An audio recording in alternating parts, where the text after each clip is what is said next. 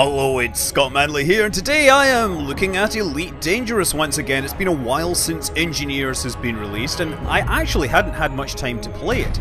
So since there's been a number of developments and a rather interesting long-range challenge, I pretty much spent last weekend flying around the Elite Dangerous universe. First of all, I went and paid a visit to many of the Engineers. For example, the Dweller. The Dweller exists out in a place called Blackhide. He's on the surface. The planet is an airless rock with about 0.8 Gs of gravity, and well, I was going to pay a visit to try and figure out what he really wanted to let him do any work for me. So yeah, what's been going on? Of course, there has been a lot of interesting stuff going on as regards the barnacles and the alien probes. We'll talk more on that later. Ooh, listen to that sound, man. Okay, once again, I'm making that mistake of talking over the sound. Let's do this. Landing gear deployed. Excellent.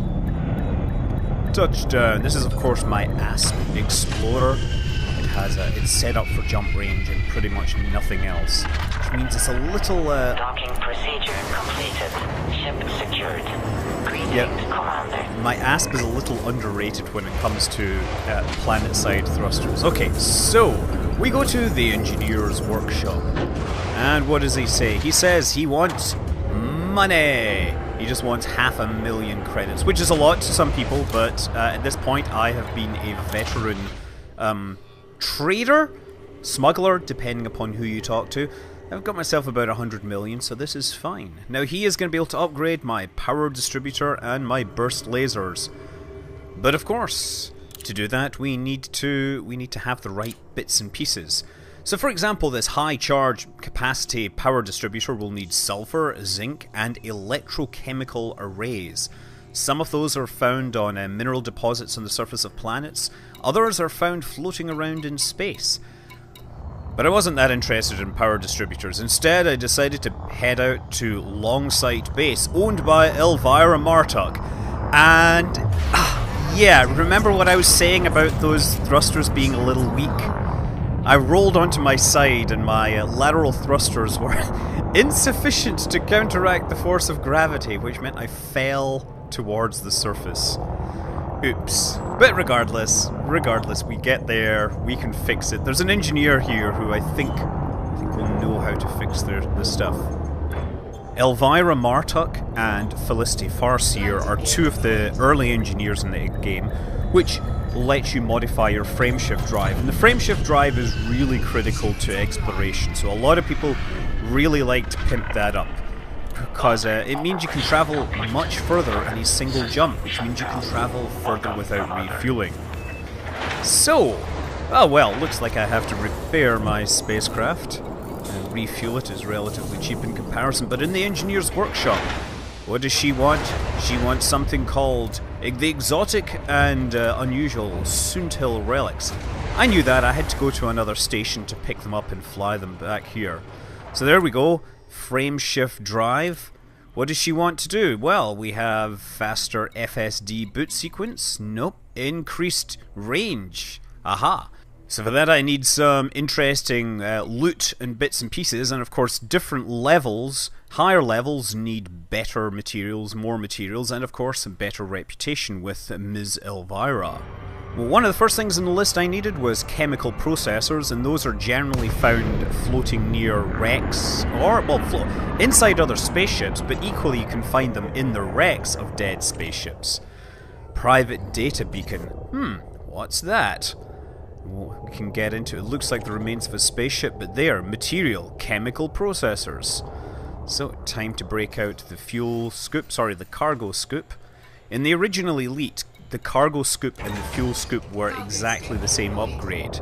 In the modern Elite Dangerous, the cargo scoop is built into every single ship, and the fuel scoop is an extra add-on for those people that really want to get up close and personal with some stars and suck off some nice, sweet fuel to propel them across the stars at thousands of times the speed of light. And chemical processors, that's one of them. New material discovered. You're going to get a lot of that. There are a ton of different materials and minerals and commodities that you're going to need to basically work with the engineers. Now, materials don't take any space in your cargo hold. You can carry as many of them as you like, and they're shared between your ships. They're just kind of automatically transferred. However, the bad news is you can't buy them anywhere, you can't share them with other people, so the only way to get them is to basically collect them yourself, which can be, of course, incredibly tedious since you're a slave to the random number generator. And it's not just physical materials, in this case the private data beacon. By scanning it, I get new data, and the data is an ingredient to yet another engineer upgrade. Anyway, to unlock Felicity Farseer, you need meta-alloys, which for me meant another visit out to the Pleiades cluster, wherein I found that the Federation are now deploying capital ships to the region. So this one is the FNS Damocles. It was just sitting next to the star, very close to the star. I can't actually remember which star, but if I went and looked around I could figure out which one. Regardless, it is pretty huge, or huge as it seems to be the way people are saying it these days. Oh no, there we go. And we got some other people flying around and investigating. Actually, those are NPCs, they're not other people. There we go, FNS Damocles, Federal Defense Navy, RD-5. I love the detail on these models. The capital ships look really good. It's a shame this one isn't killing anything right now. Anyway, I went down to the planets to look for meta-alloys, because of course meta-alloys are basically the fruit of the barnacles. The barnacles which have been involved in so many story-related events recently. So I went to my usual coordinates looking for my barnacles so that they could yield me some beautiful barnacle fruit from their spikes. And having landed on the surface, I noticed that they look a little less ripe than they once were. It seems that the interest in the barnacles has led to, well, it's not quite a gold rush, but a meta-alloy rush, which has rendered them barren. We have been over-harvesting these things, I guess. And most of the barnacles I checked out, their spines were broken. They had no fruit for me. And that's possibly why the Federation Navy has moved in, because maybe they're trying to, I don't know, maybe they're trying to protect these things from the careless overfishing, overharvesting that the pilots have done. To the extent that on Merope 2A, I actually find a Federation battlecruiser hovering near the surface. Look, it's one of those things. It's a mile long, and as they say, it appears to be floating in uncannily the exact same way that bricks do not. Now, the reason I knew to find this here, because these are the coordinates of a known barnacle which I have harvested in the past. This is the FNS Thanatos. Whatever it's doing here, I'm presuming it's guarding the barnacle at these coordinates. So let's go and take a look and see if there's anything survive, or if it's guarding them or simply harvesting them from afar. And I can just see the barnacle there sitting off slightly to the left of the center of my console there. It sits a bit up on these hills there. Landing gear deployed. Deploying the landing gear to make sure that my velocity is slower, so that if I land a bit heavily I won't get damaged nearly so much. There we go. That looks like a barnacle to me. Let's move in a little closer. And you know what? It looks like these stalks are lit up, like they are fresh and ready for the harvesting. Oh, trespass zone. But it's not marked on the map. That's rather disconcerting. Also, it appears there are some skimmers here. But the fact that they've deployed means that I can shoot them from my spaceship. You can't target skimmers, but you can still shoot them using those very carefully targeted burst lasers in this case. I have gimbaled burst lasers, but since I can't target these things, I can't track them.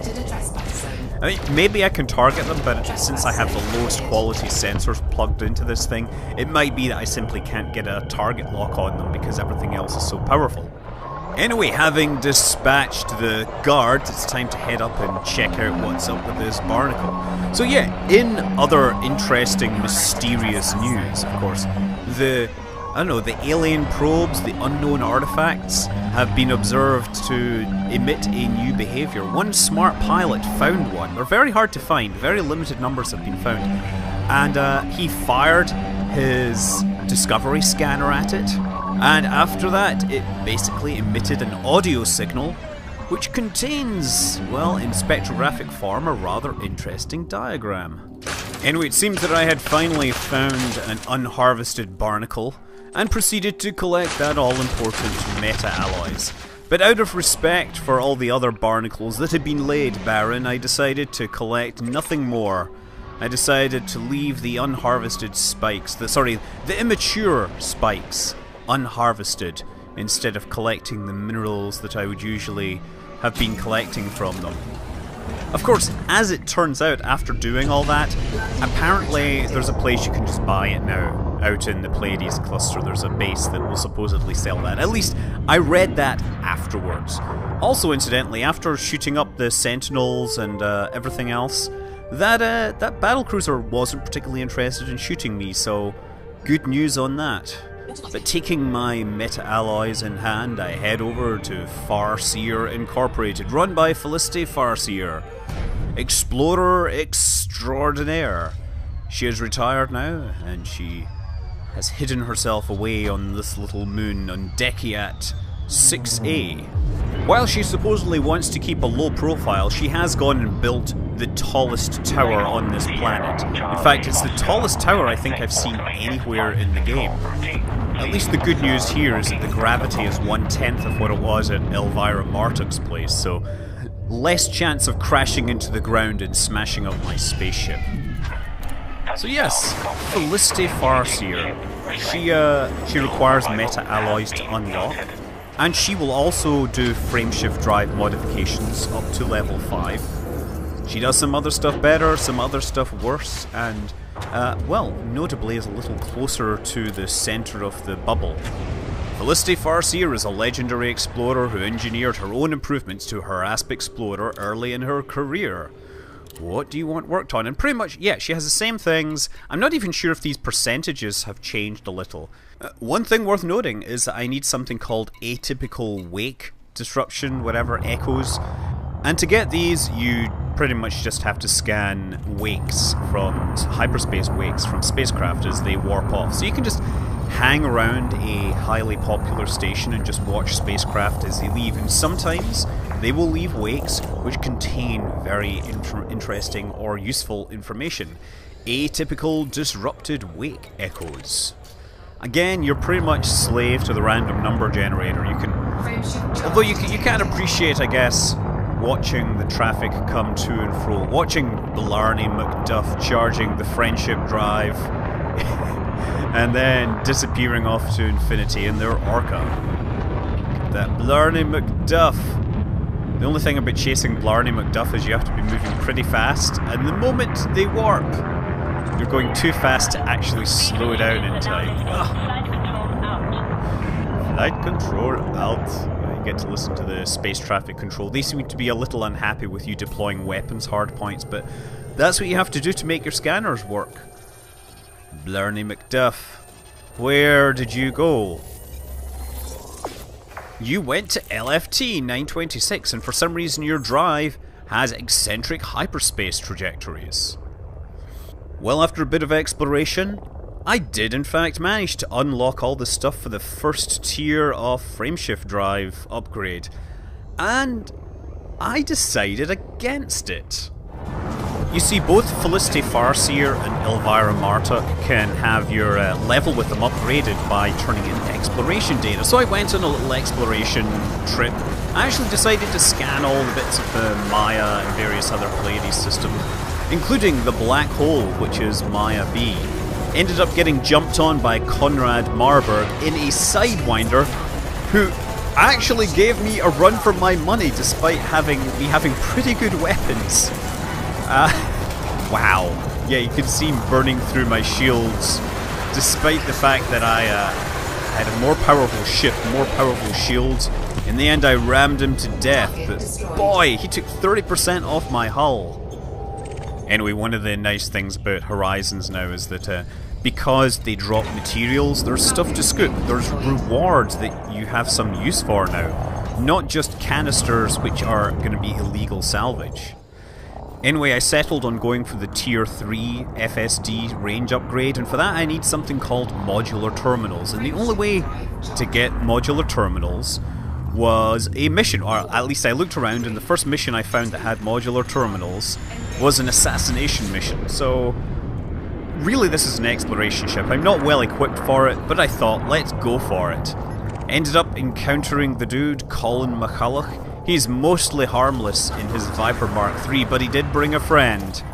Regardless, he for some reason didn't figure out how to turn towards me, mostly because I was turning around his interior, and I pretty much just tore him to pieces rather quickly. Also, for bonus points, he was wanted in this system and therefore had a bounty on him, which helps just a little more in terms of financial compensation. So anyway, modular terminals actually take up space in your cargo bay. They're a real commodity that is going to take space in your inventory. There's quite a few things like this, including stuff that you can only mine from asteroids. So since there's no way to store these commodities, you have to pick them up when you're ready to build your item, and then take them out to the engineer, and only then use them. And then if you have too much, you pretty much have to sell them, throw them away, you can't store them, which is rather frustrating.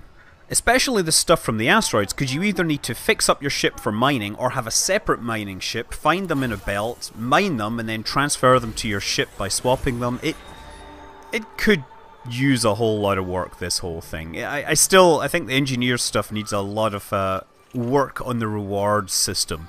But after many hours, I have my modular terminals, and it's off to Elvira Martok one more time. I've given her enough exploration data to get access to grade 3. I can go into my FSD and I can pick one of these mods, and the one I want is increased frameshift drive range. I have it all: strange wake solutions, chemical processors, phosphorus, modular terminals, and now all I need is a bit of luck here. So all these numbers are going to be random, so I do view cost and generate, and we'll see how my drive changes.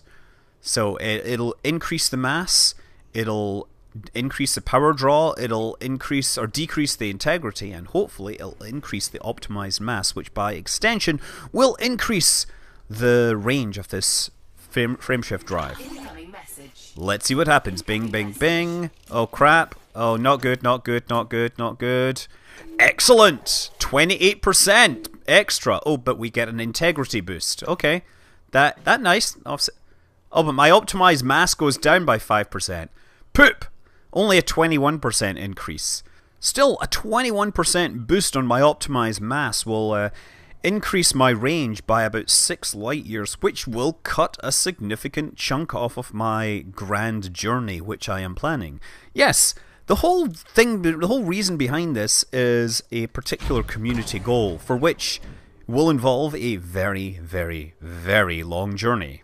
Yes, there are a number of people that have gone to the far side of the galaxy, but some foolish person called Jack decided to take an entire space station, and in the process, or unfortunately, got stuck about 22,000 light years from the main bubble. So, the community goal is calling on pilots to head out and perhaps deliver some power generators, structural regulators, energy grid assemblies, and other miscellany to Jacques Station, and hopefully get some free drinks in the process. I'm not sure what kind of rewards I'll get in the end, but frankly, I'm happy for the excuse to try travelling 22,000 light years.